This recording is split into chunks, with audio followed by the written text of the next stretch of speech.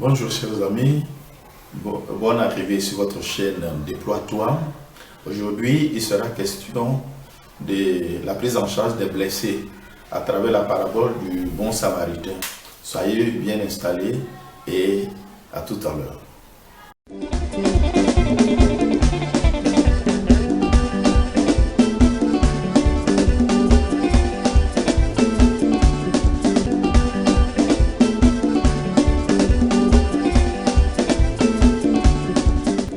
Bonjour à vous qui nous prenez en marche maintenant sur votre chaîne Déploie-toi. Aujourd'hui, nous allons parler du bon samaritain. Nous voulons nous pencher vers ceux qui ont été blessés dans la vie à un moment ou à un autre. Comment se prendre en charge, comment se faire aider pour revivre. La parabole du bon samaritain est tirée de Luc 10, 30 à 37. Voici un monsieur qui part de Jérusalem à Jéricho, d'un point A à un point B. Malheureusement, en cours de route, il est tombé sur des bandits, des agresseurs, qui l'ont laissé à demi mort. Voici qu'un prêtre passait par là. L'a vu, il a dévié. Son heure de service est arrivée. Un lévite est passé pareillement. Et un samaritain passait par là.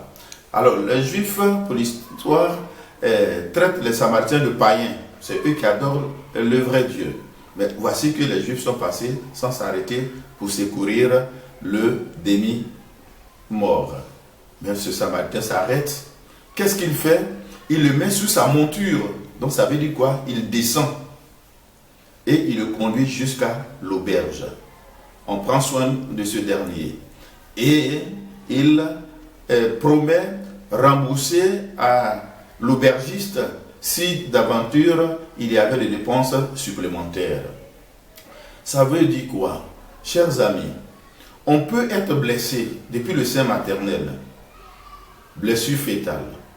On peut être blessé à la naissance, soit par abandon, dans le sein maternel, par tentative d'avortement, ou du moins abandon de la grossesse. On peut être blessé à tout moment de la vie. Alors, toutes ces blessures, on peut aussi les appeler accidents. Le monsieur, il part de Jérusalem à Jéricho. Il n'avait pas prévu être blessé et rester en chemin.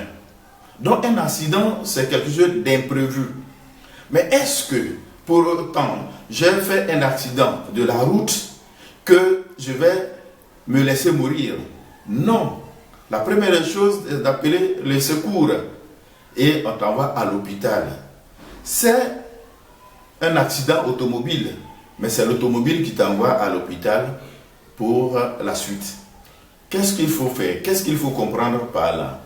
Dans notre parcours, Dieu a tracé une belle voie, l'autoroute des grâces de bénédiction.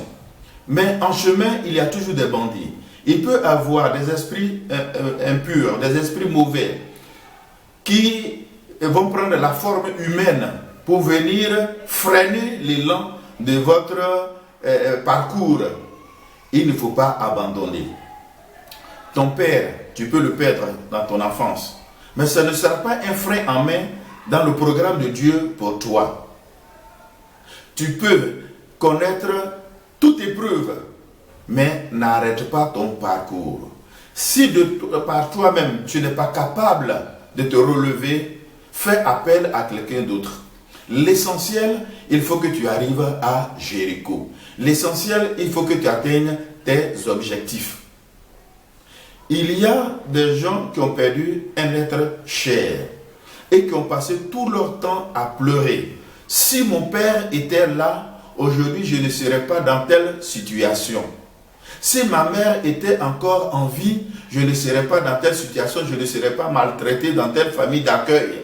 Je ne serais pas maltraité par la femme de mon père. Et ce sont des discours qu'on entend ici et là. Mais ça ne peut pas vous aider à aller de l'avant.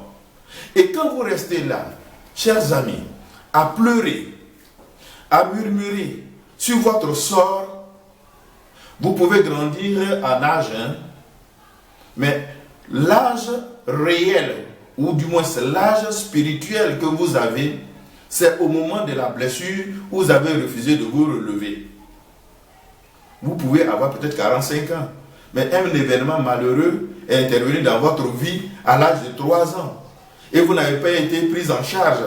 Vous connaissiez la réalité, mais vous avez refusé de pardonner ou de vous faire prendre en charge, de monter sur le moyen, l'épaule qui vient vous secourir pour dire non, que l'événement est trop grave, c'est insupportable, je ne peux pas pardonner, c'est trop grave. En réalité, vous avez encore 3 ans. Bien que vous ayez des cheveux blancs, bien que vous ayez 90 ans, vous avez encore la plaie de 3 ans d'âge que vous aviez. Alors, dans la vie spirituelle, il n'y a rien à négliger. Vous devrez vous faire suivre. Vous devrez vous faire prendre en charge jusqu'à la guérison totale. C'est pareil quand il y a eu un divorce, il y a eu une séparation.